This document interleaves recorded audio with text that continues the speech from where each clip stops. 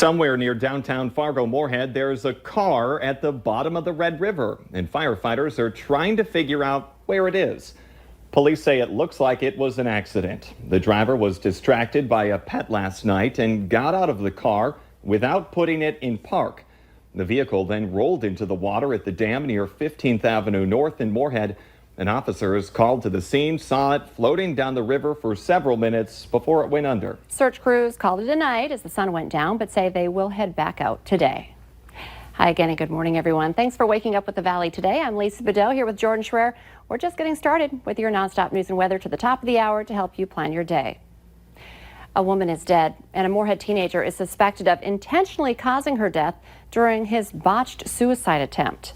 Police in Watertown, South Dakota say the 16-year-old was driving at least 100 miles per hour in a 35-mile-per-hour zone early Tuesday morning when he crossed the center line and collided head-on with a car driven by 43-year-old Don Meyer. The crash is being investigated as a homicide, but no charges have been filed yet.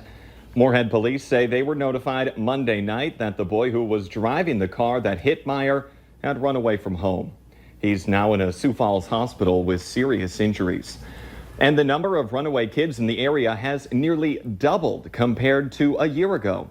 Police on both sides of the river say they get at least 1 or 2 reports a day.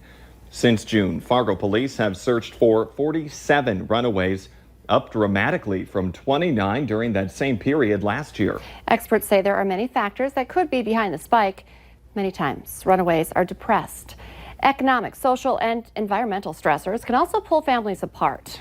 Police encourage parents to reach out for help for their family, and you can find more resources on our website. Just go to valleynewslive.com and click on this story. And now let's get a check of that Friday forecast with Justin Fanfarelli in for Lisa Green today. We got another warm day ahead, mostly sunny to partly cloudy skies through the early afternoon with a chance of some showers and thunderstorms, some of them strong to severe into the evening and into the overnight, as temperatures for highs are going to be into the upper 70s to near 80 degrees. Temperatures around the region right now near the 60-degree mark as you make your way into northwestern Minnesota. Everybody else into the mid-60s to near 70 degrees, so a mild start to the day today with that southerly or southeasterly wind at 15 to 25 miles per hour. Now here's what we're looking at in terms of the satellite loop. We got some clear skies up north and off to the west with a lot of cloud cover, especially over the southern valley, and some thunderstorms now approaching our extreme north and western counties. Most of that activity staying into Canada, and we'll be mainly dry until this cold front makes its way through, and it could take a while. It could last through the evening into the overnight with the possibility of some strong to severe storms. Here's how they look on the hour-by-hour forecast. There's the dry stretch through the early afternoon with the storms developing and then moving through into the late evening and possibly lasting through the overnight as that front drapes over us. Now we could have another dry slot for your Saturday afternoon before more storms develop into later Saturday evening before this system passes. We do have the chance of some scattered severe thunderstorms as we go through the evening on Friday through the overnight on Saturday, with just some isolated thunderstorms after the 7 a.m. hour on Saturday lasting through the afternoon. Let's take a look at that extended forecast right now with the chance of some showers lasting through Sunday, but a high near 70, 74 on Monday with partly cloudy skies. More slight chances for some moisture Tuesday into Wednesday, but temperatures falling back into the 60s for temperatures as we go through this time next week. There's your weather. Let's check in with Devin Fry right now with your traffic on the move. Thank you, Justin, and happy Friday, Red River Valley. We're back on the interstates and we're on I-29. We're heading southbound. Now, northbound I-29 still looks like one of, if not the busier roadways that we have this morning. It was looking a lot more action-packed than I-94 was this morning, which is an interesting situation. Normally, westbound I-94 is the busiest. However, these past couple days, northbound I-29 has been giving it a run for its money. Now, we do have a lane closure on I-29 heading southbound. Between the I-94 overpass and 32nd Avenue, there's a lane closed. Thankfully, that means there's still 2 open, and the southbound traffic this morning doesn't tend to be too busy anyway. Now, that means later on tonight it's going to be busier, so this is going to be something to watch out for when you make your way home from work. Now, overall traffic flow, it's really hit or miss. Mainly, it's looking a lot like it is in front of me right now. Fairly light, should be right on time for your morning commute. Thank you for joining me so far for Traffic on the Move. I'm Devin Fry. We have exclusive video to show you this morning of the drunk driving arrest of a Devils Lake police officer in mid-July. It starts with an officer pulling up to the scene of a rollover. Off-duty Devils Lake officer Bryce Massett had been behind the wheel of that crashed car. He was taken to the hospital where he was treated for injuries. The 23-year-old Massett would later plead guilty to drunk driving after initially telling investigators that someone had stolen his car. Massett was placed on 3 weeks unpaid suspension, but has since returned to work as a member of the police department. The video was released by the Devils Lake Police Department after we reported that they were withholding public information. We're hearing new details about a suspect in a standoff near NDSU earlier this week. 40-year-old Brandon Grant now faces several charges, including violation of a no-contact order and possession of meth and marijuana. He was on the loose for a few days after a domestic disturbance on College Street in North Fargo near campus. Court documents filed yesterday say officers were concerned that Grant was known to keep a gun in his vehicle. A search of the apartment Monday night turned up an AR-15, several handgun magazines, and a small amount of meth and marijuana. Grant was arrested on a traffic warrant Wednesday in Foreman, North Dakota. Minnesota Governor Tim Walz is helping launch a statewide task force on the plight of missing and murdered Indigenous women.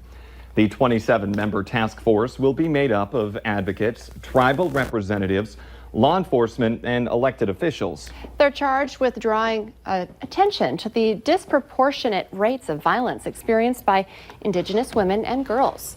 A final report is due by December 15th of next year. Receiving regular treatments is a matter of life or death for patients on dialysis, and things are about to get harder for people who use DaVita Dialysis in Park Rapids. The company says it's shutting down October 25th after exhausting all attempts to save costs. The center faults a broken system in healthcare and says they can't sustain the service financially. The daughter of one 84-year-old dialysis patient says her dad will now have to travel at least 45 minutes to Detroit Lakes 3 times a week for treatment.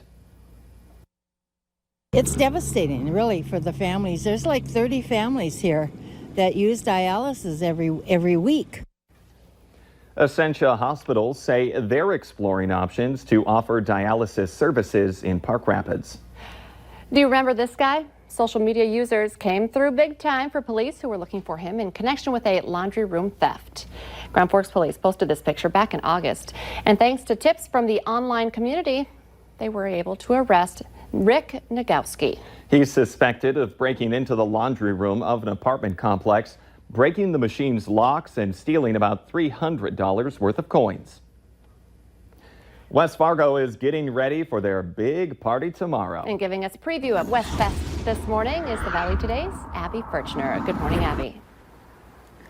Good morning, Lisa and Jordan. I'm here with former Mayor Rich Mattern, and we are getting a beautiful look at the sunrise this morning. It almost looks like it was painted, doesn't it? I know, it's absolutely gorgeous. Beautiful. But here behind us, too, on Cheyenne Street, tomorrow it's going to be jam-packed for West Fest and that parade.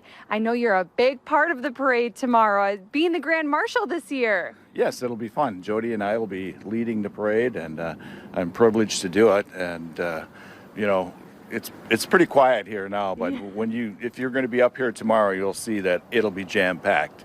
It's going to be so exciting, and I know there's going to be a lot of fun competitions when it comes to the parade too.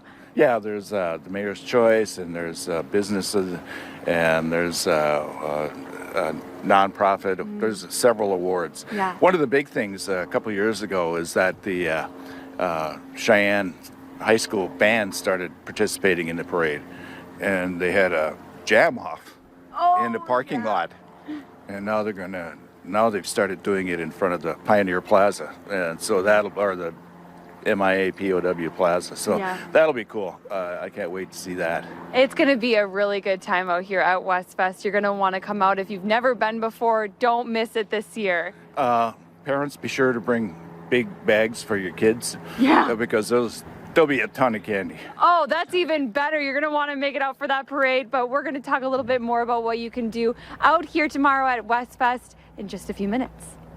Okay, Abby Furchner reporting live for us this morning. Thank you. Let's get the answer now to our question of the morning on Facebook. Here's today's question. 4 in 10 people say this is their favorite way to have quality time with the family. I love this answer. I would agree. Good old road trip. Are we there yet? Unless you hear that question. Okay, so you're tracking some weather, so stay tuned. The best chance of some severe storms is this evening into the overnight. Okay. The Valley Today rolls on right now.